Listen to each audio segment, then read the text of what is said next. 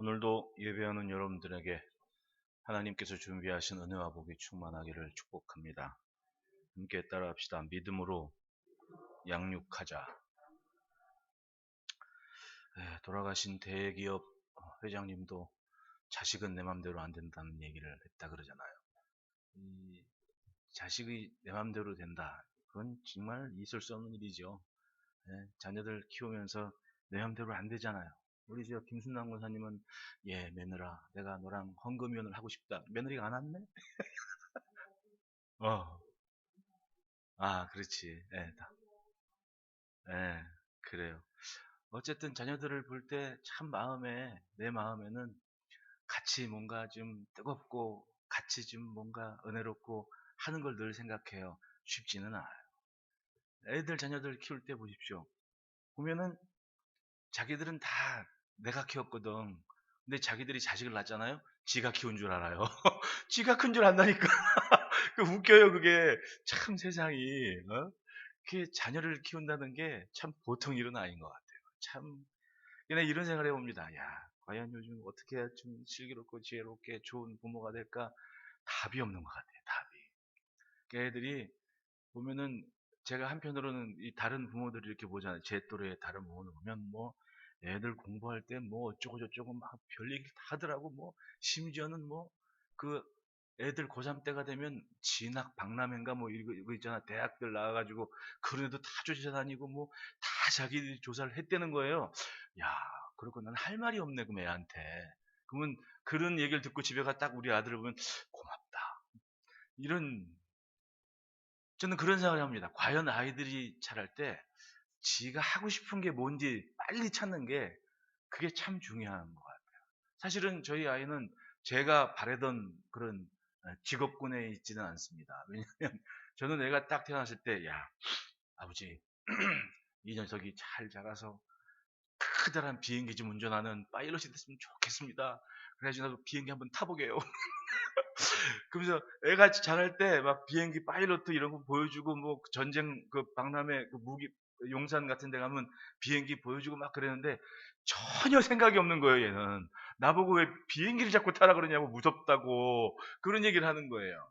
그래 자라는 거 보니까 얘는 일찍 지가 하고 싶은 걸 찾아가지고 지가 하고 싶은 걸 향해 가기 때문에 뭐 특별히 뭐 옆에서 신경 쓰고 그럴 일은 없었던 겁니다. 그냥 아침밥이나 잘 차려주고 어?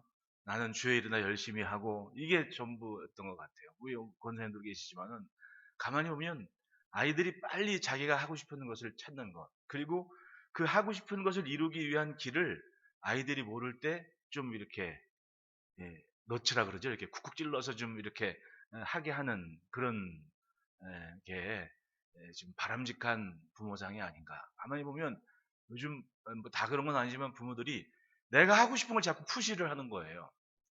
내가 하고 싶은 걸 자꾸 푸시를 하니까 여러분 아이들이요 12살이 넘어가면 엄마 목소리를 안 듣는데요. 그게 이제 교육심리학자들이 연구한 통계예요. 12살이 넘어가면 절대로 그동안 절대적이었던 엄마 목소리가 차선으로 물러나는 거예요. 12살이 넘은 다음에, 즉, 우리가 보통 알고 있는 사춘기 시절이 되면 엄마 목소리 이외의 여성의 목소리에 끌린다는 거예요. 그러니까 노래 가사 아니면 친구들 이런 목소리에 더 주안점을 둔다는 얘기죠.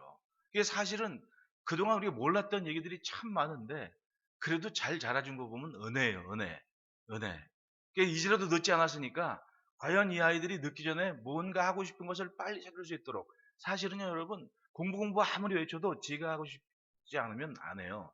뭐 애들이 뭐 독서실에 앉아있다고 다 공부한 착각하지 마십시오. 내 눈에 안 보이는 순간 지 맘대로 살고 있는 거예요. 모든 애들이 다 저 학교 간다 그래서 다 공부하고 있는 건 아니잖아요. 동재야, 그렇지? 그렇다니까요. 다 학교 간다고 다 공부하는 게 아니에요. 다 지가 하고 싶을 때, 그리고 지 발등에 불이 떨어졌을 때 하는 거지. 그러니까 결국은 내가 정말 이걸 하고 싶다라는 걸 빨리 찾는 게 제일 지혜로운 거예요. 그러면 그건 어차피 그 아이가 할 몫이 아닙니까? 예? 내가 무슨 책을 한 트럭을 갖다 줘도 지 읽기 싫으면 그만인 거야. 밥상을 차려 넣어도 안 먹으면 그만 이걸 어떡합니까? 그냥 내가 할 수 있는 것이 있고 할 수 없는 것이 있는데 결국은 우리가 정말 중요한 것 하나를 내가 잘 붙잡고 있어야 된다는 거예요. 그게 뭐냐? 바로 하나님과 나와의 관계가 내 가정에 내 밥상에 아는 아이가 나와 함께 있는 공간 안에서는 충분히 하나님을 느낄 수 있을 만한 환경은 내가 만들어줄 책임이 있는 겁니다. 그건 내가 할 수 있는 거거든요. 아이가 혼자 있는 시간에 내가 뭘 할 수가 없는 거예요. 그러나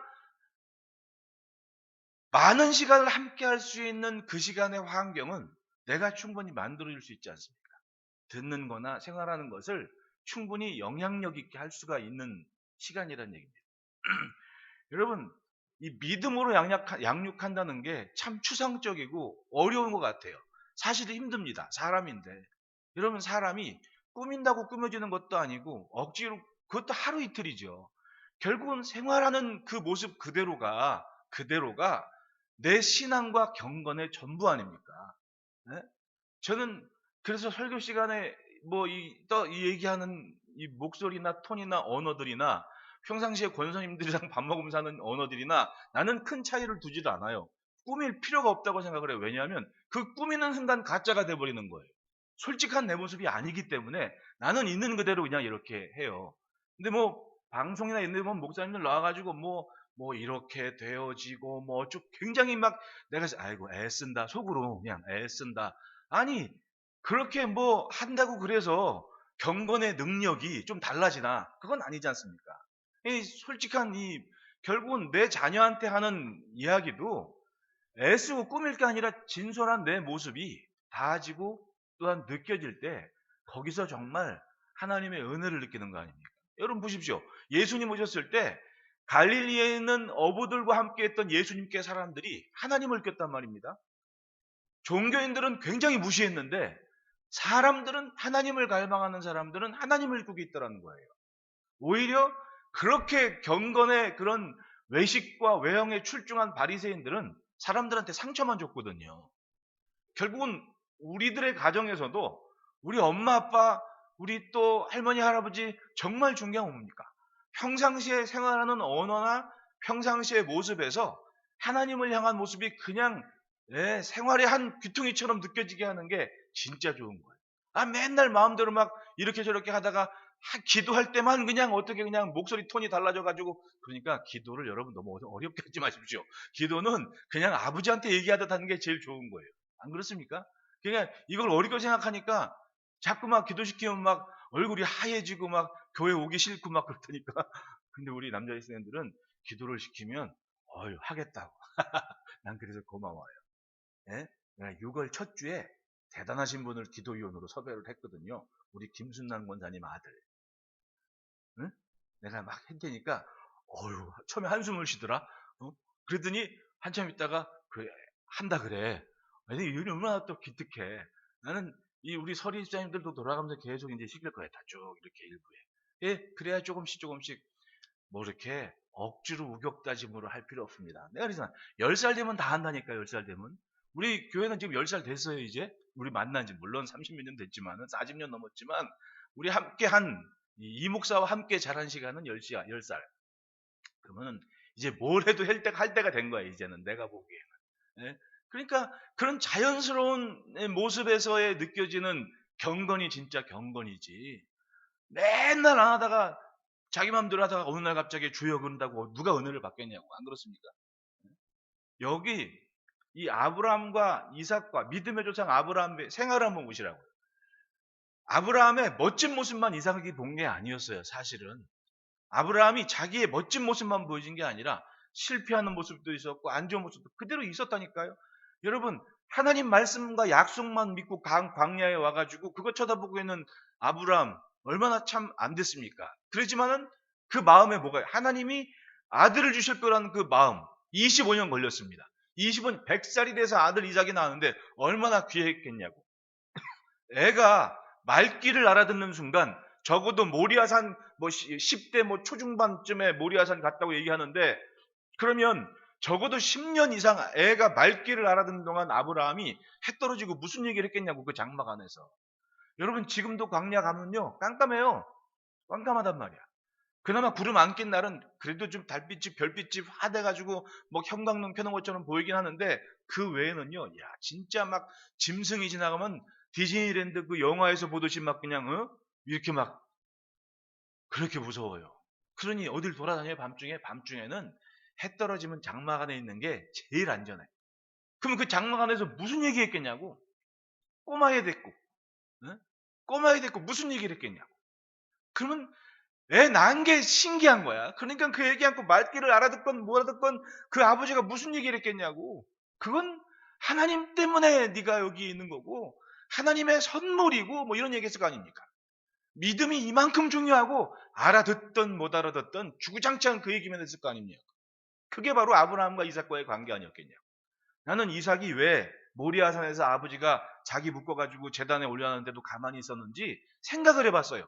도대체 이유가 뭘까? 왜냐하면 말귀 알아듣고 그 시간까지 밤마다 아버지가 무슨 얘기했냐면 너는 하나님이 믿음으로 준 아들이야. 너는 하나님이 믿음으로 준 아들이라고 말 안 했겠냐고. 이 아버지가 네 엄마가 단산돼서 애를 낳을 수 없는데도 하나님은 너를 선물로 주셨단다. 이런 얘기 안 하고 살았겠냐고. 귀에 못이 박히도록 아마도 이삭은 하나님 얘기 들었을 거 아닙니까? 그러니까 그 힘 빠진 노인네가 자기를 제물로 바치는 시간도 묵묵히 있지 않았겠냐. 안 그러면 이유가 없어요. 도망을 갔던지. 근데 묵묵히. 그 이삭이 아버지의 말을 듣고 있다는 얘기예요. 믿음은 바로 그런 거 아닙니까? 아브라함은 가정 자체를 그런 믿음의 흔적과 분위기가 되도록 하나님이 자기의 가정의 최고이도록 그렇게 살았습니다. 그걸 이삭이 배웠던 거예요. 그러니까 이삭이 아버지 아브라함과는 다르게 하나님께서 부엘리스바에서 나타나가지고는 야 가뭄이 들었어도 너 절대로 애굽으로 가지 마라 라고 했을 때 이삭이 갔어요 안 갔어요? 안 갔잖아요. 그건 뭐예요? 이삭은 자라면서 어려서부터 아버지한테 하나님 중심의 얘기를 늘 들었기 때문에 하나님의 음성이면 그냥 지키는 거예요. 그게 아버지 아브라함과는 다른 세대의 모습 아닙니까? 그게 이삭이 굉장히 순탄하게 살았다니까요. 얘기가 짧았다는 얘기는 잘 살았다는 얘기에 못 살, 특별히 할 얘기가 없는 거야. 어? 여러분들도 그냥 매 교회 안에서 사는 사람들은 뭐 특별한 간증거리가 없어. 왜? 그냥 순탄하게 무탈하게 잘 무슨 할 얘기가 있어? 무슨 드라마틱하게 맨날 뭐 탕자처럼 손 뭐 전부요 이거 안 해도 됐거든. 왜? 늘 말 잘 듣고 살아서 굳이 뭐 눈물 뚝뚝 흐르면 전부요 이거 안 해도 됐거든. 그렇게 짧은 거 아니에요. 이삭이 그랬다니까요. 그건 뭐예요? 어려서부터 하나님 중심의 굉장한 믿음의 흔적을 갖고 있었다는 얘기예요. 믿음의 영향력이 그래서 중요합니다. 그래서 중요한 거예요. 세상은 우리를 자꾸만 세상 사람처럼 만들어 가요. 아유, 아무개 내가 이렇게 하니까 우리도 이거 해야지. 아무개 내가 이렇게 하니까 이거 해야지. 다 한다니까요. 근데 지나고 보십시오. 정말 중요한 게 뭐였는지, 정말 중요한 게 뭐였는지 후회해봐야 소용이 없는 거예요. 먼저는 이 믿음에 대한 부분이 확실하게 자리를 잡을 때 그 나머지 게 안전해요. 근데 믿음에 관한 이 신령한 것에 대한 것이 준비가 되지 않은 상태에서 세상에 오픈이 되어버렸을 때 그냥 주구장창 세상으로 갈 수밖에 없는 거예요. 집안 분위기가 하나님 중심이 되면 여러분 굳이 드라마틱하지 않아도 묵묵하게 자기 자리 잘 지키면서 신앙생활 잘 해요. 예? 그렇게 뭐 파란만장한 거 필요도 없어요 사실은. 예? 그냥 얌전히 묵묵히 그냥 가는 거예요. 그런데 그 경건과 믿음에 대한 것이 준비가 되지 않으면 늘 시행착오를 겪어요. 그리고 허구한 날 천부 의지 없어 하면서 그렇게 살아요. 잘 가는 건 줄 알아요. 그게 믿음인 줄 알고 삽니다. 과연 그럴까요? 여러분, 요란법석한 것보다 정말 묵묵히 자리를 지키면서 하나님 중심의 삶을 사는 게 그게 진짜 아름다운 거예요. 그러니까 여러분, 이 믿음의 양육, 그것이 뭔지 나 자신이 먼저 진솔하게 보여줄 필요가 있는 겁니다. 예, 여러분 소원을 가지십시오. 내 자식이 나보다 더 믿음 좋기를. 예? 내 자식이 나보다 더 믿음 좋기를. 내 자식이 잘 자라서 내가 섬기는 교회 장로 되고 내가 섬기는 교회 권사가 되기를 소원을 가지시기를 바래요. 그게 얼마나 기쁜 복입니까? 그러니까 자녀들이 생각해. 우리 엄마는 교회밖에 몰랐어. 우리 아빠는 교회밖에 몰랐어. 교회 자랑하는. 예? 그거 하나 때문에 우리가 산다라는 그런 뭔가 은혜로운 스토리는 있어야 될 거 아니에요. 저 성서대 대학원장이셨다 은퇴하신 분이 자기는 죽었다 깨어나도 목사 안 되겠다고. 자기 아버지가 목사님인데 자기 이스라엘을 유학 갈 때 호주머니 두져가지고 딱 100불을 주더랍니다. 평생을 목회했는데 자식 유학하는데 100불뿐이 못 주셨대. 그 평생을 목회를 했는데 땅 한 평이 없어가지고 남의 밭에서 농사를 짓는데 그 보니까 자기는 진짜 목사하기 싫다고. 그리고는 이스라엘 가서 막 공부를 하고 돌아가는데 결국은 목사가 됐어요. 그리고 나중에는 제자들 앞에서 그런 얘기합니다.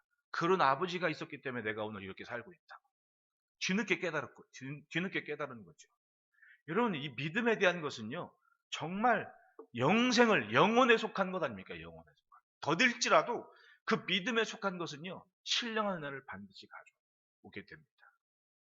돈이 전부가 아니에요. 돈이 있으면 좋죠. 근데 돈보다 더 중요한 게 세상에는 많아요. 돈을 물려준다고요? 과연 그럴까요? 그게 옳은 일일까요? 네.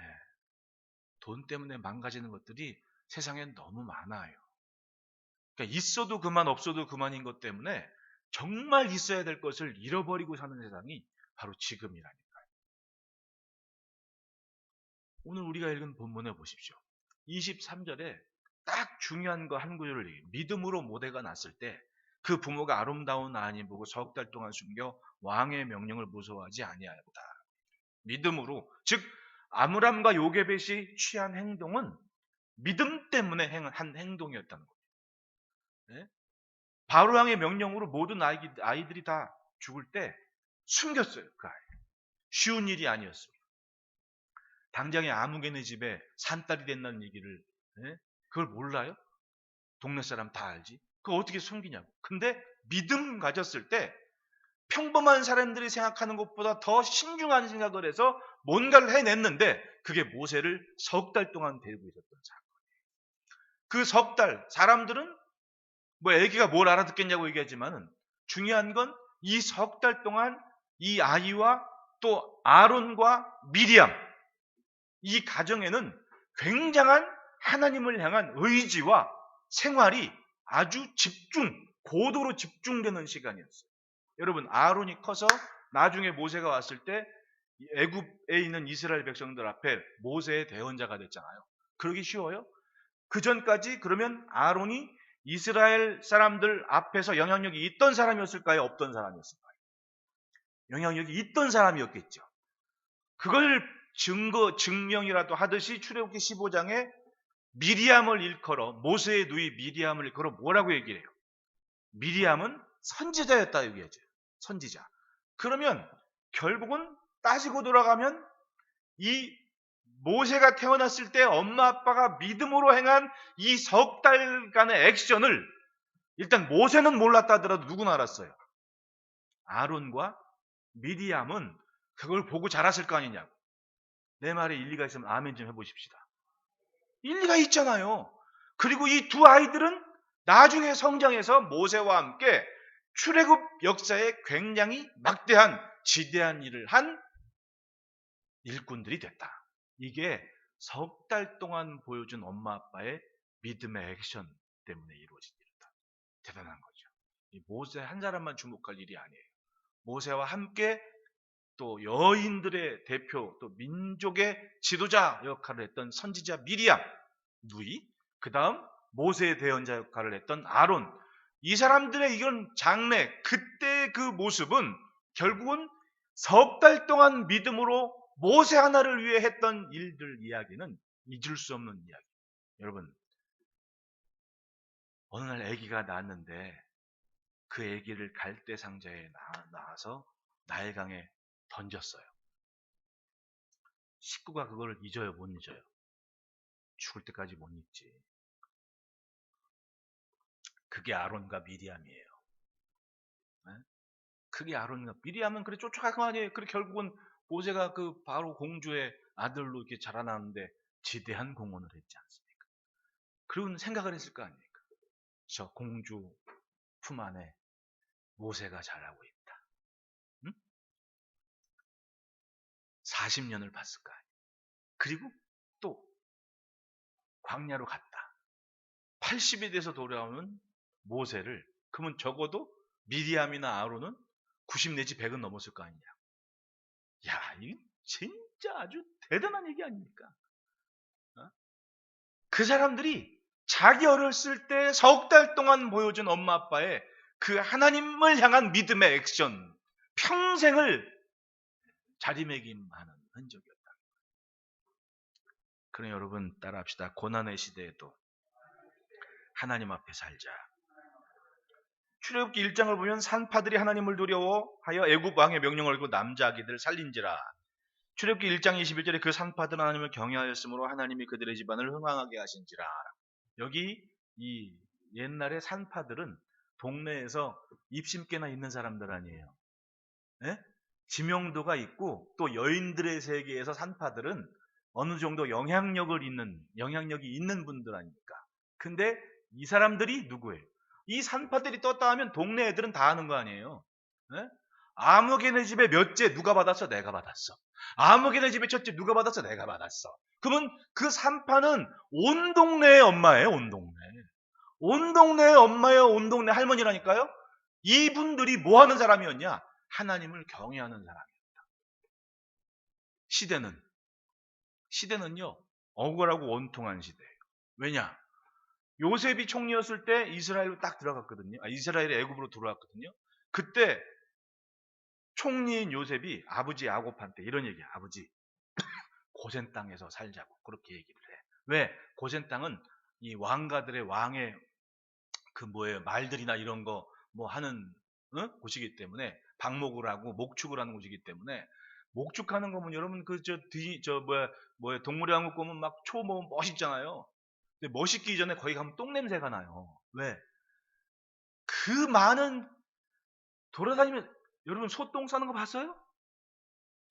제가 그거 치느라고 중학교 1학년 때, 와, 진짜 아주 그냥 지겨워. 아주 그냥 걸어가면서 막, 와, 폭포수가 쏟아져요. 막 뒤에서 철포덕. 그놈들 다 내보내고 그냥 소똥 쫙 쥐고 또 그냥 양수기로 그 물을 쫙 해서 그냥 실컷 청소해 놓은 다음에 그 지푸라기 있잖아요. 그걸 또 아주 그냥 애지중지 또 침대처럼 쫙 깔아놓는다? 그럼 그놈들이 또 햇살에 탁 들어와. 또 철포덕. 야, 맨날 그래야 돼. 맨날 아주 그냥. 김병훈 목사님 있으면 또 그러겠다. 목사님 몇 살이세요?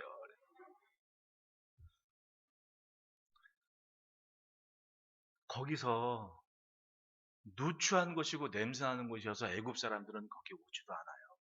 거기를 요구하십시오.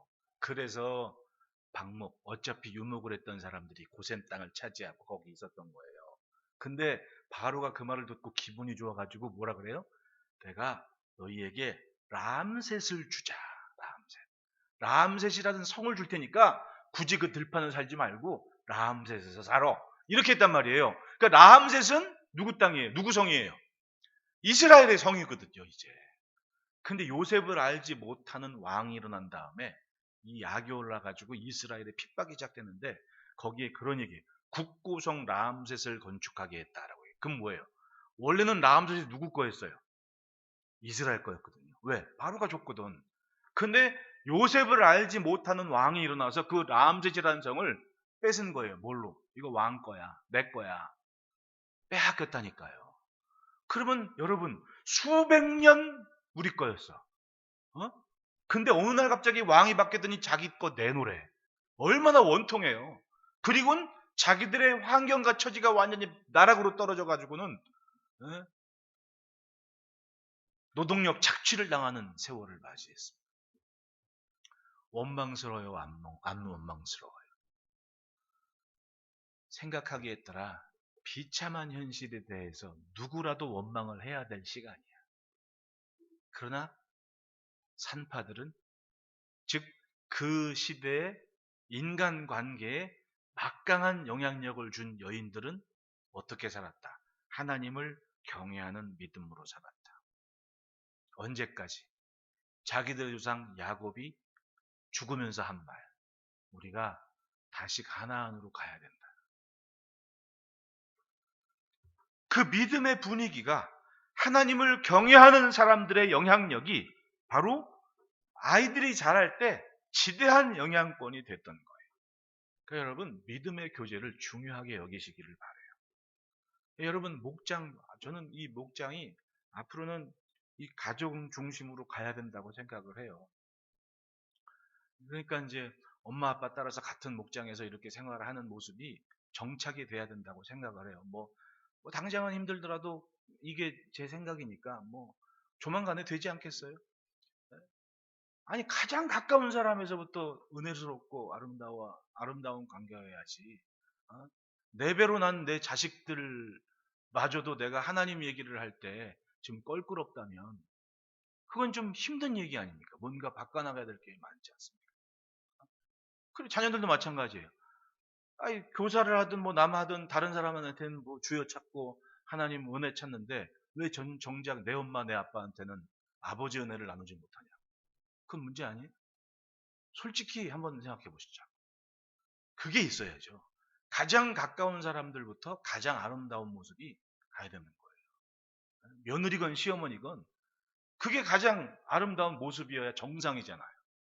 같이 가장 맛있는 건 누구랑 먹어야 돼? 애인이랑? 가장 맛있는 거는 남편하고 부인하고 먹어야 될 거 아니에요. 가장 맛있는 거는 엄마 아빠랑 먹어야죠. 그러면 목장도 그렇게 가야 맞다고 봐요. 제 생각에. 그러면 함께한 자녀들이 늘 뭘 봐요? 우리 집안, 우리 가문은 하나님이 제일이야. 은혜가 우리를 지배하고 있어라는 걸 느낄 때 심리적으로 그리고 영적으로 가장 안전한 관계가 되는 거예요. 아니, 실컷 은혜 나누고 부흥회하고 이상하다. 엄마 아빠는 왜 할머니만 보면 얼굴이 바뀔까? 그렇게 얘기하면 속이 편하겠어요? 안 편하겠어요? 바구의 장모님. 소영이 시집갈 한 10년 안에 가지 않겠어요? 네. 그런 걸 생각하면 가장 가까운 사이에서 가장 아름다운 이야기가 나눠질 때 내 자녀들은 아무리 힘겨운 때라도 은혜가 뭔지 믿음이 뭔지 그건 남한테 배우는 것이 아니라 할머니 할아버지한테 엄마 아빠한테 배운다. 고난의 시대에도 그런 믿음의 영향력을 산파들과 그 시대의 부모들이 고스란히 줬기 때문에 어려운 시대를 넘어서는 힘과 에너지가 있었다.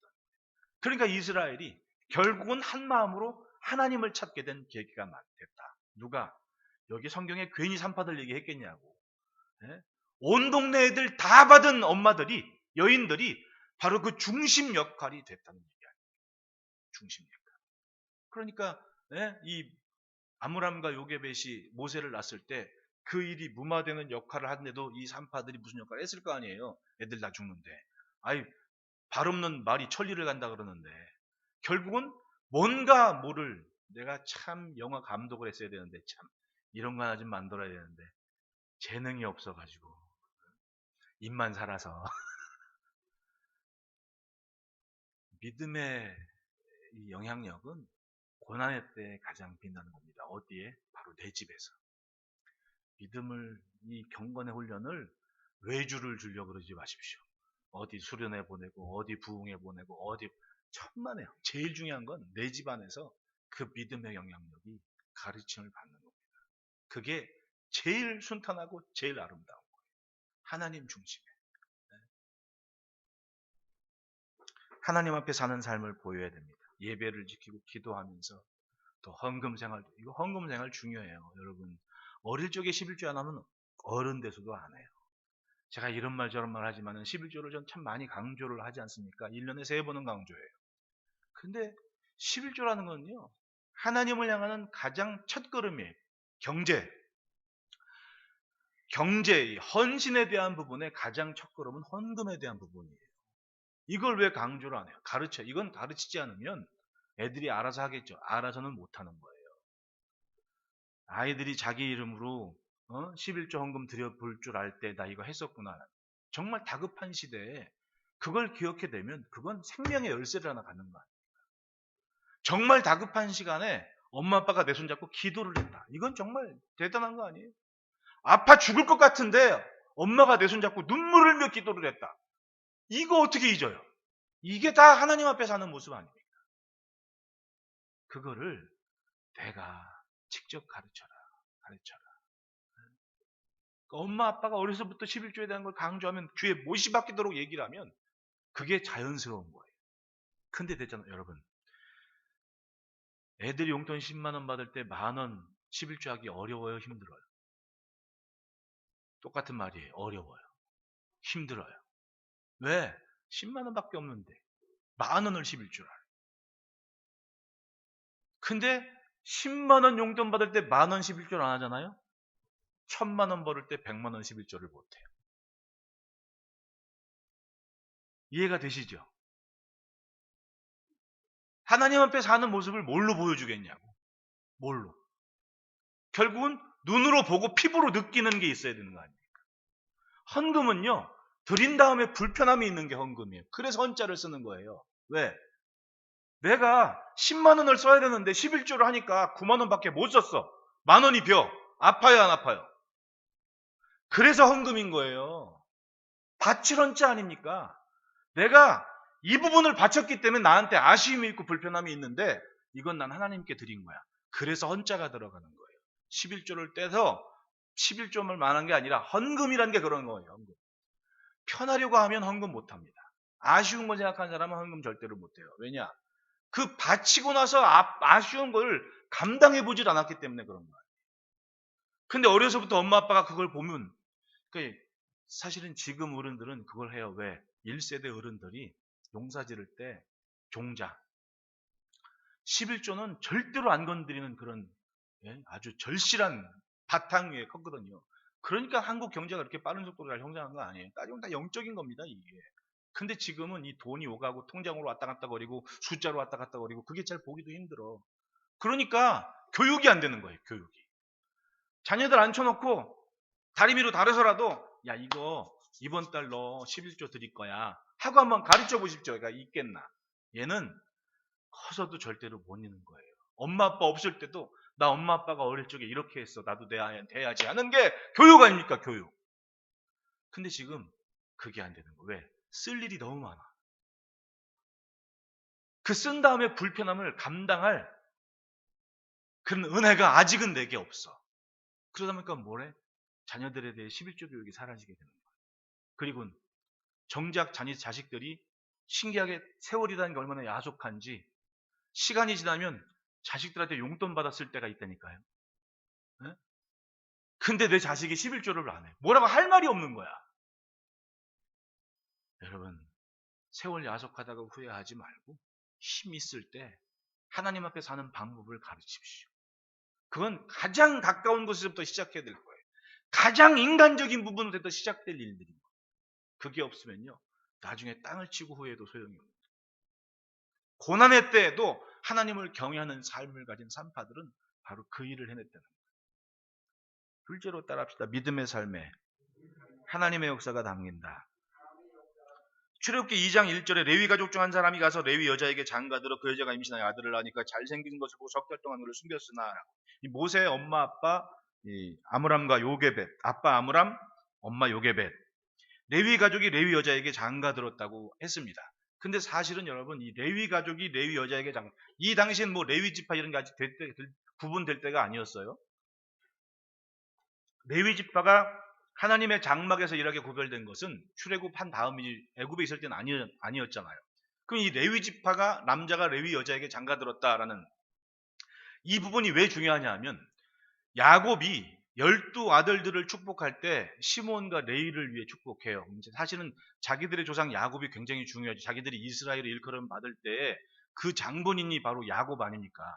근데 야곱이 레위에게 어떤 기도를 했냐 하면 다른 자녀들한테는 다 축복을 하고 뭐 좋은 얘기 다 하는데 레위하고 시몬한테는 사실 저주를 했거든요.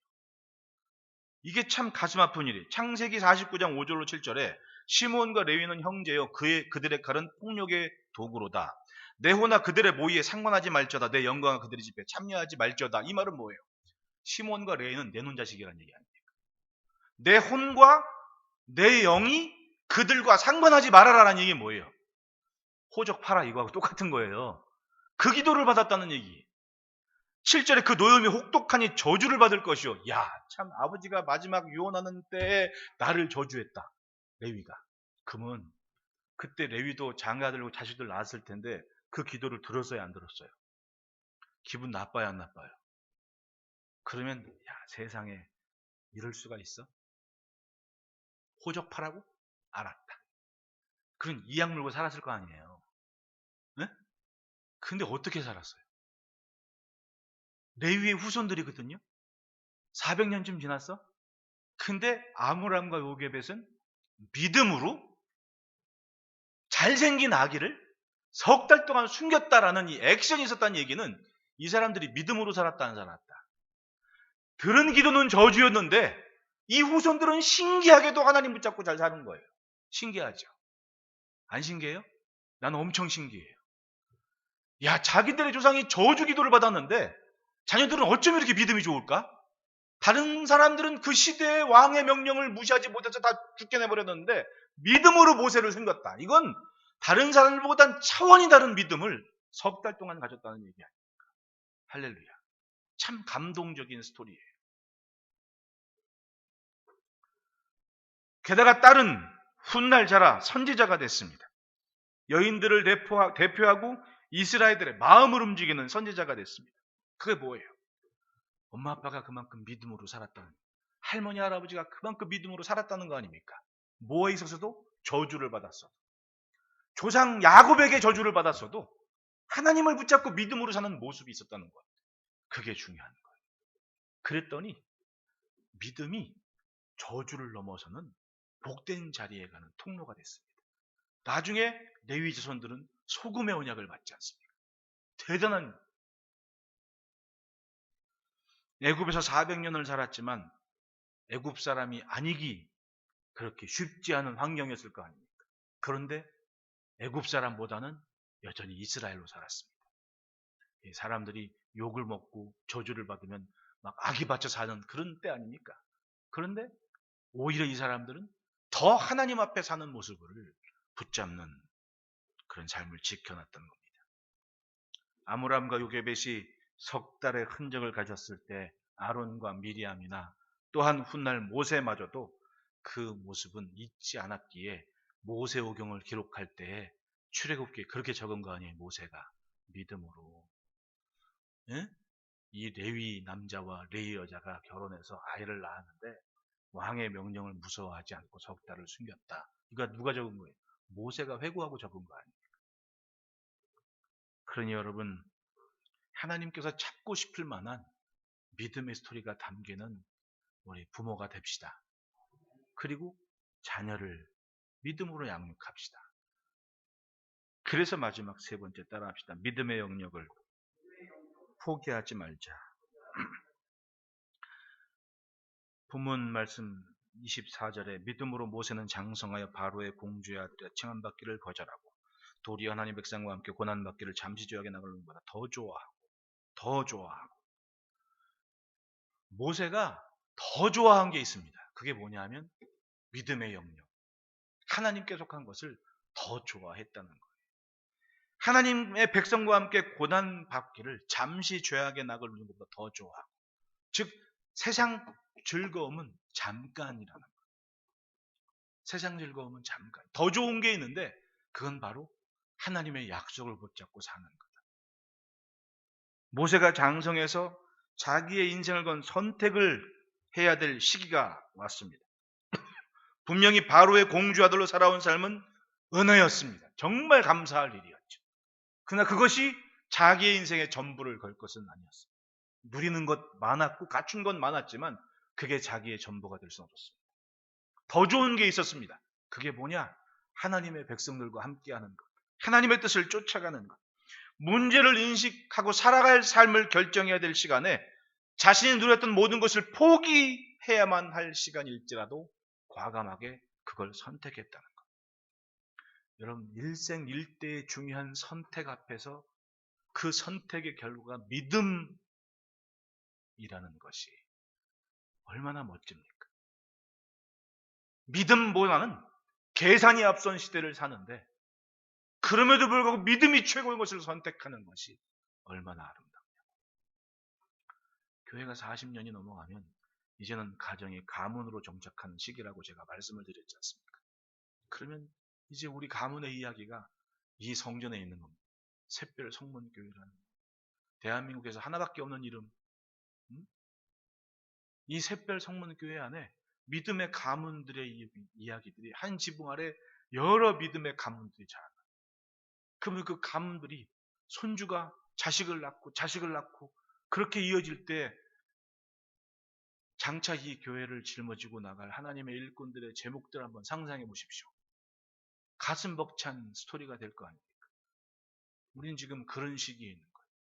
믿음의 영역을 지켜갈 때 바로 우리는 그걸 해낼 수 있는 은혜가 주어지는 겁니다. 따라합시다. 선택에 따라 길이 바뀐다. 제가 선택이 참 중요한 거예요. 제가 이런저런 얘기를 하면서 저는 뭘 해도 교회가 먼저고 교회에 대한 위해가 제 인간관계의 우선입니다. 사실은 우리 부교육자들이 있었지만은 부교육자들 전사님들이요, 목사님들의 엄마 아빠들 앞에는 애들 잘해요, 애들한테. 근데 목사나 엄마 아빠가 없을 때 애들한테 하는 게 진짜잖아요. 그래서 제가 지금은 없지만 결혼해서 나갔지만은 저는 그렇게 사람 내보낼 때도 이 목사가 착하잖아요. 당장 안 내보내거든. 안 줘도 석 달은 기회를 줘요. 좀 그래도 먹고 살아야지. 근데 어떤 친구는 이 권사님들이나 집사님 참 잘해. 근데 나중에 무슨 얘기를 들으면 애한테 막 굉장히 상처받을 욕을 했다는 겁니다. 내가 피가 거꾸로 솟는 거야. 이럴 수가 있나? 어떻게? 그 애가 만약에 전도사님이 욕하는 걸 그거 했다 들었으면 그 애가 평생 자라면서 그게 얼마나 상처가 되겠냐고. 그리고 중요한 건 얘는 우리 교회 집사님 애고 딸이고 그런데 어디 함부로 그러냐고. 피가 거꾸로 쏟았어요. 그래가지고 내보낸 친구 있습니다. 근데 참 모르겠습니다. 어떤 분들은 어떻게 목사님이 결혼하는데 가보지도 않고. 아니, 갈 마음이 가야 가지. 갈 마음이 가야 가지. 애한테 그렇게 욕을 하면서 어떻게, 저는요, 귀신한테도 욕 안 해요. 저는 귀신한테도 욕 안 합니다. 제가 아무리 거칠게 얘기하는 것 같지만은, 저는 귀신한테도 욕은 안 해요. 근데 어떻게 애한테 욕을 합니까? 말도 안 되는 얘기인데. 근데 이걸 내가 지금 이제 몇 10년이 지났나, 몇 년이 지났나, 하여튼 이제서 얘기하는 얘기는, 세월이 지나면 참 이루고 저라고 많은 사람 지나가는데, 저의 기준은 딱 하나예요. 교회를 향하여 어떤 마음을 갖느냐. 이게 제일 중요하다고 생각해요. 누구에게든. 근데 이걸 가볍게 여기면 그게 억만금을 싸질머지고 와도 그건 교회 중심이 아니지 않습니까? 나는 가정들이 그런 생각은 가져야 된다고 봐요. 한 가정 안에서 우리가 은혜롭게 가문으로 나아가는 시점에 정말 중요한 게 여겨야 될 게 뭐냐? 교회에 대해서. 그 교회에 대해서 함부로 말을 하거나 아니면 교회에 대해서 가벼운 마음을 품거나 절대로 건강한 생활이 아닙니다. 여기 좀 모세나 산파들 보십시오. 그 진짜 뺏길 거 다 뺏기고 억울한 시대를 살아도 하나님 앞에 사는 삶을 얼마나 신중하게 지켜갔으면 하나님께서 그 여인들에게 복을 주셨냐고요. 아무리 세상이 힘들어도 하나님은 하나님이시라는 믿음이 바로 교회를 향한 삶의 자세를 나와요. 제가 지금 이 생활을 하면서 있어도 있을 때나 없을 때나 사실은 제가 그 교회 나간 분들 얘기를 사랑이 없네너니 차라리 그냥 솔직하게 이 목사가 못생겨서 나갔다 하면 내가 이해가 가. 아니 교회가 사랑이 없네너니 어쩌느니 언제부터 그 사랑 타령을 했어요 우리가? 다 그냥 레파토리를 좀 바꿨으면 아주 그냥 이해가 되게끔 다시는 말 안 꺼내게 그냥 차라리 목사님이 되게 못생겼어요. 그럼 이해가 되잖아. 그러면 그랬구나. 안 물어봐. 근데 무슨 교회가 무슨 어쩌고저쩌고 그건요. 절대로 교회 중심의 생활이 아니에요. 그건 어딜 가서도 그 사람은 또 그래. 여러분, 이제 교회를 향해 품은 그 하나님에 대한 삶은요, 교회에 관한 것을 이야기할 때 드러나요. 그러니까 교회에 대해서 어디 가서 밥 먹을 때 함부로 얘기하지 마십시오. 절대로. 그 덕이 안 되거든요. 좋은 얘기만 하시고 특히 목사 형 보지 마십시오. 예? 그냥 입을 뒤집어 쓰고 이거 형 못생겼다 그러면 돼. 그러나 식당에서 밥 먹으면서 야 우리 목사님 되게 못생겨서 이런 얘기 절대로 하지 마십시오. 왜? 그러면 그 얘기들은 남이 샛별 성문교회 지나갈 때마다 저 교회 목사님 못생겼대. 다 그러다니까요. 아, 전도하기도 힘든데. 전도하기도 힘든데. 웃자고 한 얘기지만은 정말 중요한 거예요. 하나님 앞에 사는 모습은요. 우리의 가장 기본적인 삶에서 이루어집니다. 이 모든 것이 다 믿음의 영역이라니까요.